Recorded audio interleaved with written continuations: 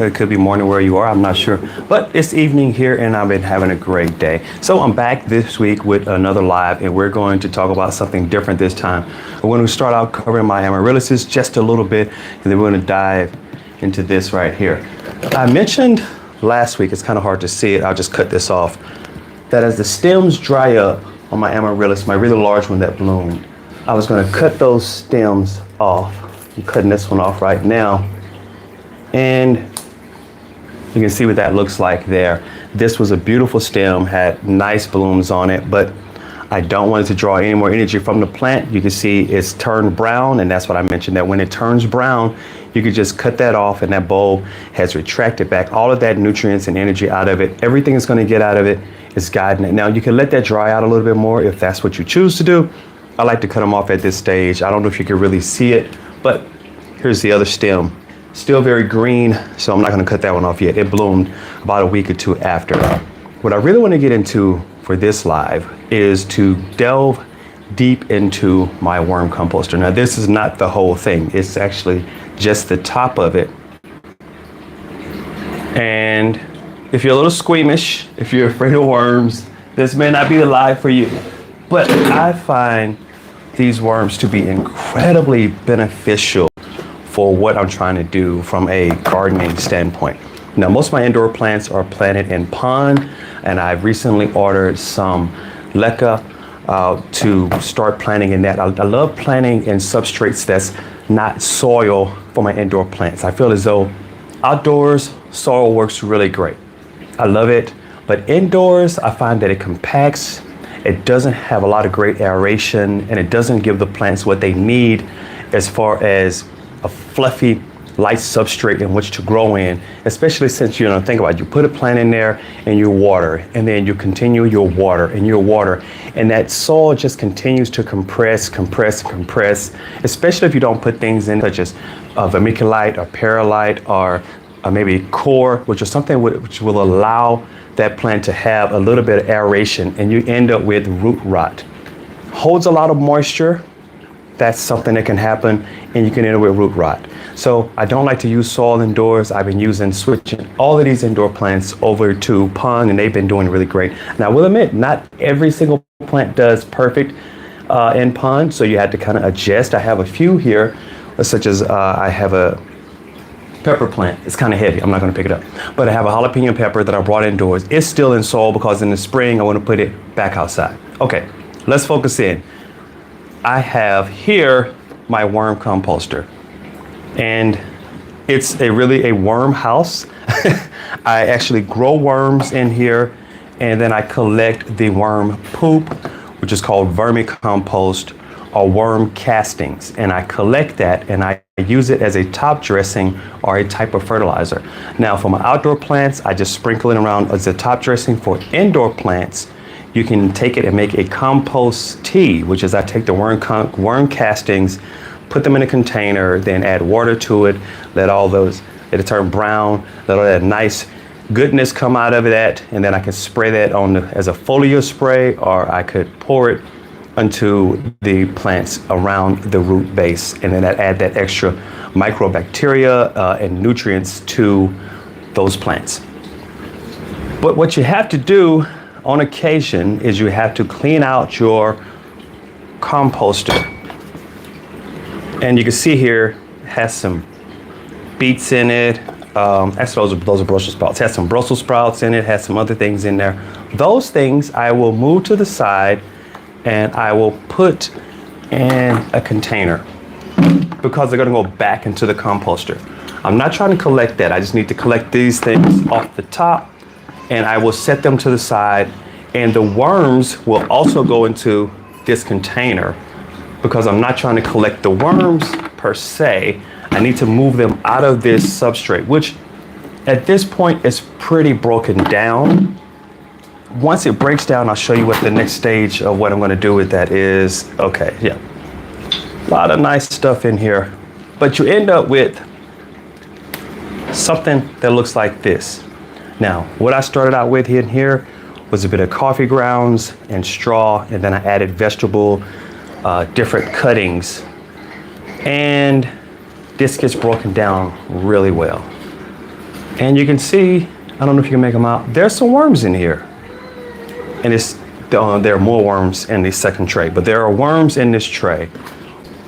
Take this nice brown, really it's compost at this stage, and I put it here, and this has a grate on it, and I just kind of work it around, work it through, and the smaller pieces will fall through. Typically, those are the worm castings that will fall through. Everything that collects above, I'll put in this pot. Like here, this worm, there's a nice worm.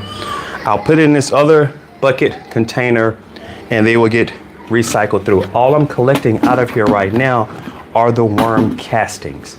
So I'll dig around in here, move this compost over, and this it has an earthy smell. If you wonder what it's like having this in your home, it has a top on it.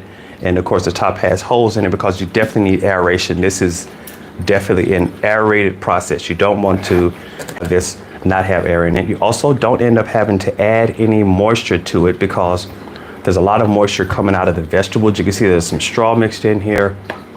And what I'm going to do, just take that and I'm going to separate this out, get a bit moved over, and then just kind of moving around. The worm castings are falling through to the bottom, and then everything that doesn't fall through, I'll put into the other bucket, and that'll be recycled again. The worms don't tend to go through because the holes are smaller than they are. And I've been doing this for a little while now. I've had a worm composter back in the States. I live in the UK, so back in the States I had a worm composter, and it was really great. It was much larger than this one. And I actually used to go and buy worm castings as well, worm compost, right? I used to buy it, and then I said, hey, I could do this at home. And in the US, I use a worm, regular worm that you call a fishing worm, which is called commonly called a red wiggler. These worms came in with the composter, and they work really well. Some did try to escape when I first set the composter up, but that hasn't been a problem for quite a while. And so I'm just kind of sorting through here. Just nice, clean, earthy smells. Sorting through this compost, and it's falling through very finely to the bottom. I'll show you when I'm done. I'm not going to do the whole thing. Well, I may do most of this one. And then there's the second tray. I'm not going to do the second tray today. I'll do that on a different day. Just kind of sorting through here, and everything that's not going through, I'll simply take that, dump it into this other bucket, and move on to the next batch.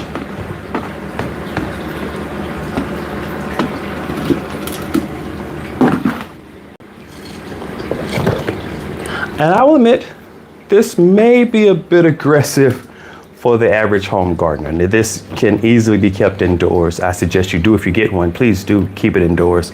If you keep it outside, it has the potential to get bugs in it, and it can easily dry out too much. It needs to be in conditions that are not too hot, definitely not too dry. You wouldn't want this composter to heat up too much, and say in the summertime in the sun, that could potentially dry out too much and your worms would die. I keep mine indoors. Again, you would think, oh, your house smells like compost. It doesn't. The room smells like compost. It doesn't.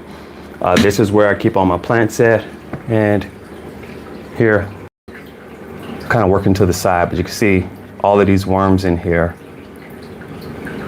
And what you can also do when you're putting out your plants, your beds, say if you're putting out a perennial border in the spring, you can take some of your worms, some of your compost, and put that into your beds and your border, and that'll add a lot of vitality to your border, which is something you really want in a perennial border. I mean, I love perennial borders.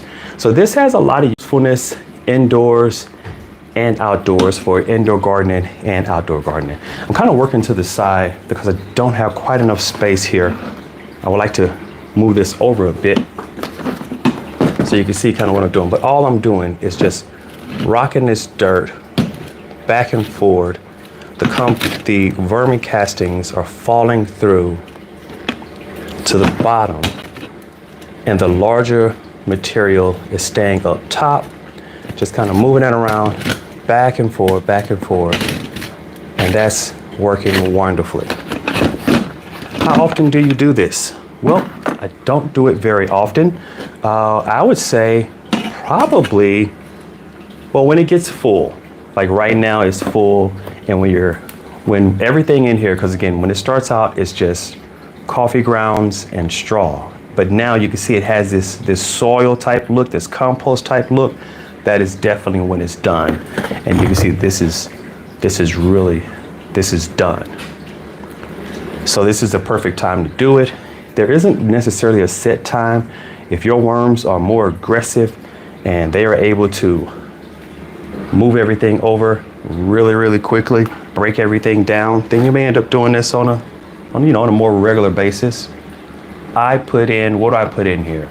I'll put dried pieces of bread, old stale bread.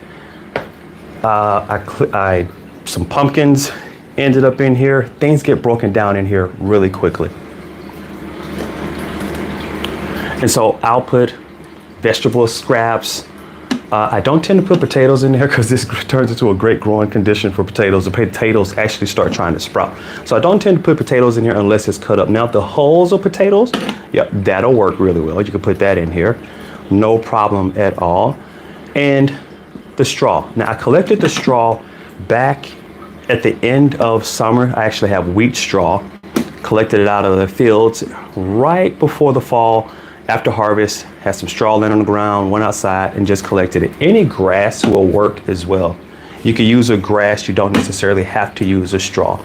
So if you have some cuttings, make sure it's something that you haven't been fertilizing heavy, using any type of insecticide. This has to be really organic. So if you've been using a lot of insecticides and things of that sort, then you wouldn't want to use that.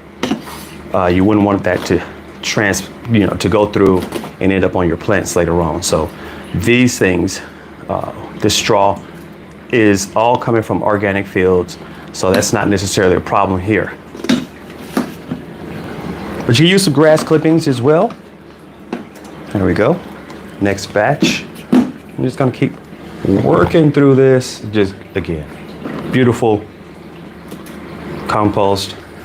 And if it was the springtime and I just wanted to use this as a compost, it's not completely broken down, so it may run a little hot, so I wouldn't want to use this, but as an additive to a soil mix, I think that would work really well. You could definitely use this as an additive to a soil mix. All right, let me just kind of work this again, working this around. I enjoy this. I'm enjoying doing these lives. I think these are really great, a nice addition to the channel because it gives me the opportunity to do some gardening. I watered all of my indoor plants. I used semi-hydroponic pots. Did that today. Made sure that all the plants are watered. I love the semi-hydroponic pots because you don't have to water as frequently. The pots have a nice little meter on them, so I can see how much water is in that pot.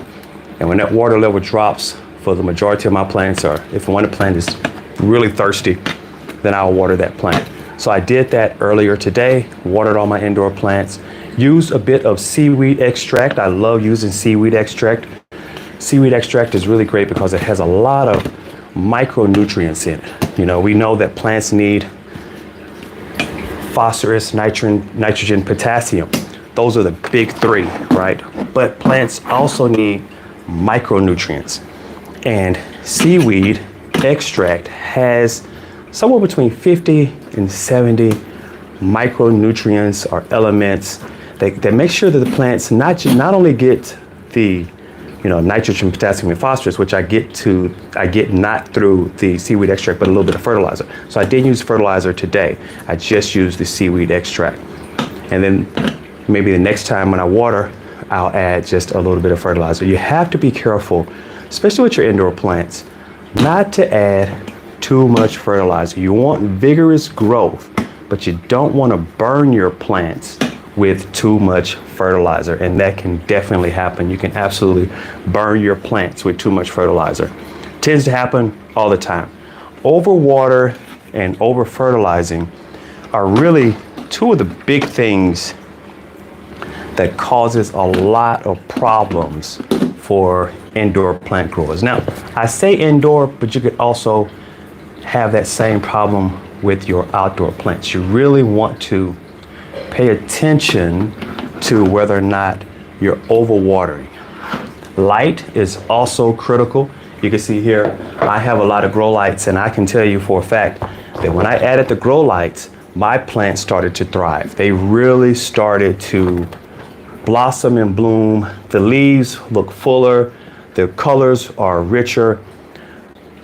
You would say stick the plants in front of a window. And you know, you really, if you really want to know if you're getting enough light through that window, you'd have to get a light meter to measure to see if you're getting enough light. And you may not be getting enough light even if your plant is in front of a window.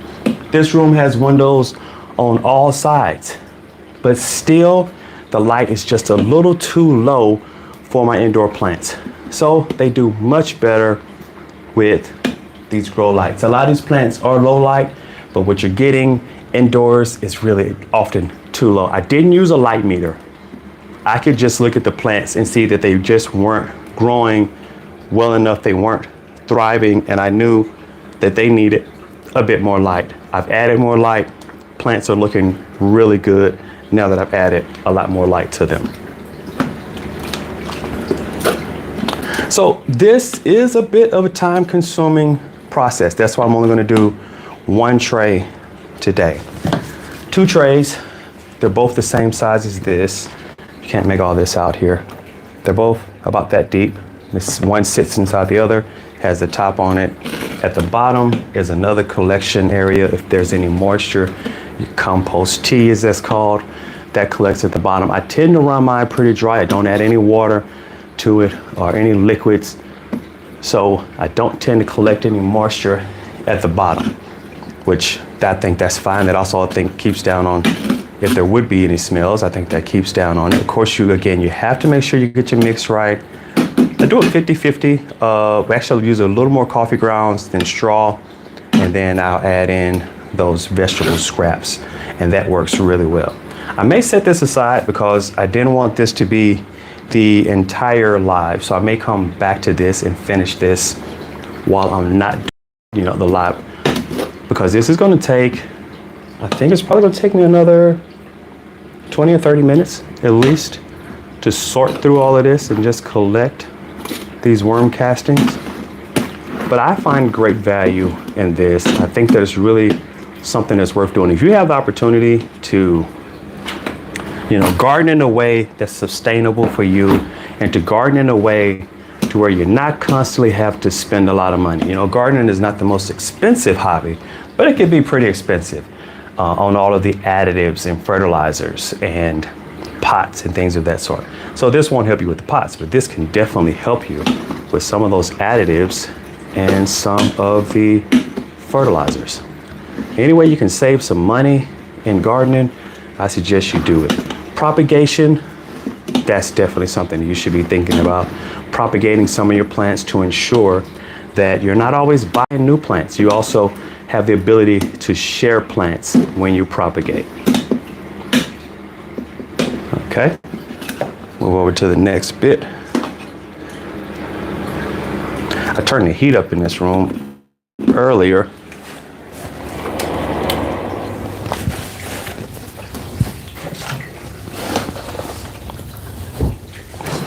And now it's a little warm in here. Okay. So I still have about 20 more minutes of this that I'll need to get to. And if you have any questions about worm compost and vermicompost, let me know. I'll answer them for you. I wanted to go through the whole process, but let me show you what I picked up from Starbucks. Take off this mic real quick. Hold on just a second.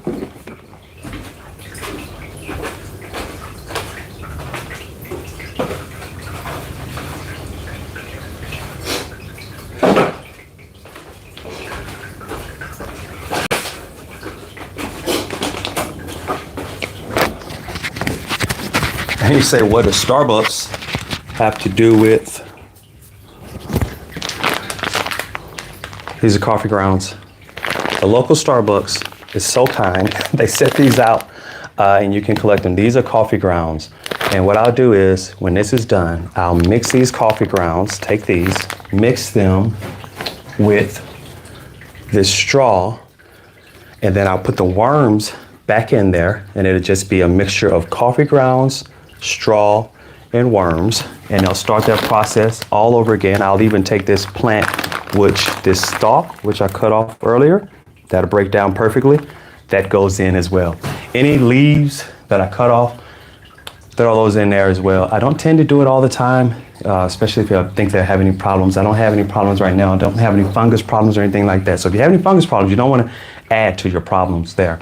But Starbucks is a great place. If you don't drink enough coffee to produce your own coffee grounds, Starbucks, that's a nice package too.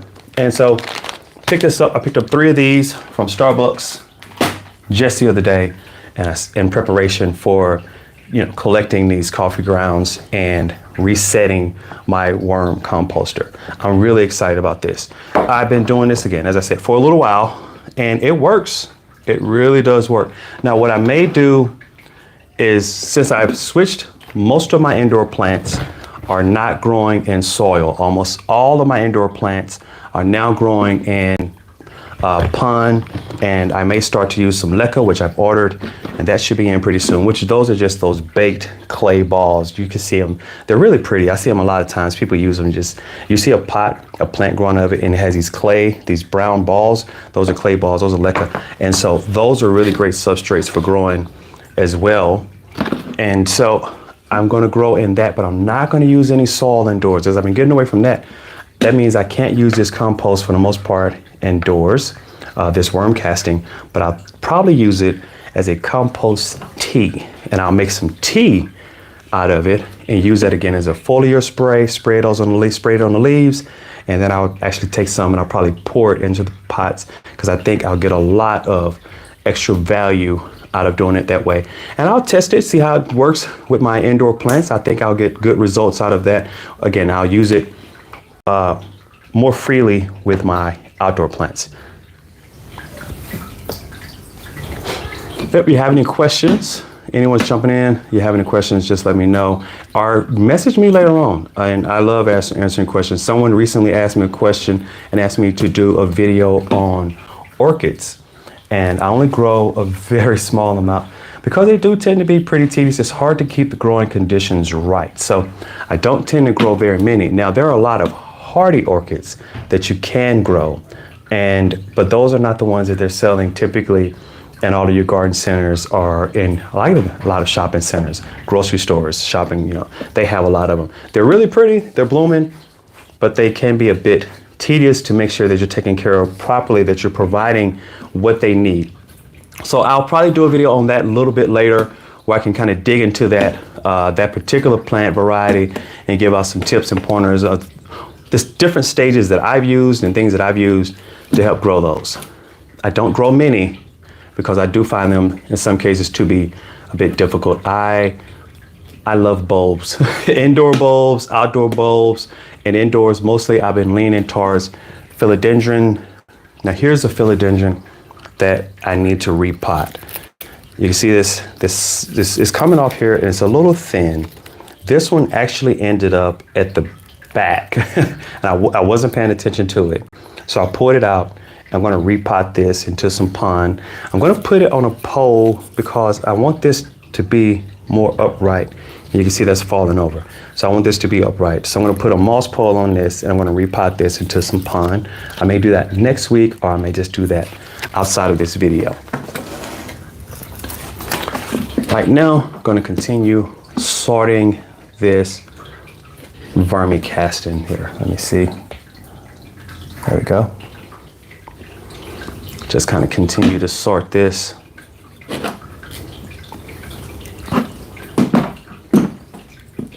I put out a request about a week ago, and I asked, hey, which way do you like these videos to be? Vertical or horizontal, which is more landscape?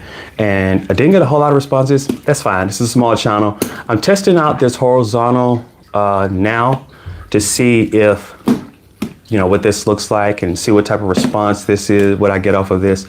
The vertical is, you know, maybe a bit easier for a lot of people to adjust to. I'm not sure. But if you have any thoughts about it, just let me know. Send me a message, drop it in the comments of this video, any video, and let me know if you think vertical or horizontal lives would be better. You know, the horizontal gives you a bit more wider view, right?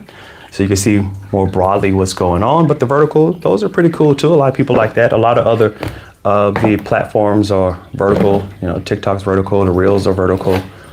So a lot of people have different thoughts about it. Let me know which one do you prefer, horizontal or vertical. I could do either. It doesn't matter to me. This is the first one done horizontal. I kind of like the vertical. I've gotten used to that. The majority of them, all the others that I've done have been vertical. But, you know, I'm not wed to either. And I may just do a mixture. I may go back and forth between horizontal and vertical. You know, just kind of see, I play with it, work it out, see how that goes. Oh, let me show you something. I mentioned this amaryllis was gonna bloom in January. Here it is in the pot, and this one is gonna be really beautiful.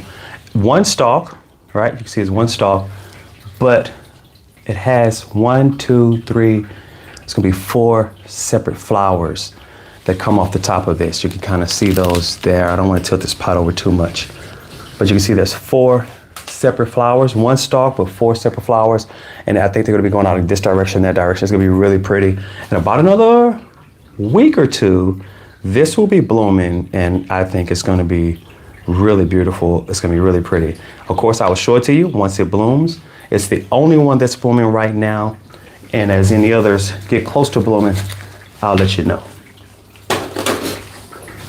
So as I've stated, gonna finish this up. It's gonna take a little while. I don't wanna hold you guys up to just watch me as I continue to just sort through this.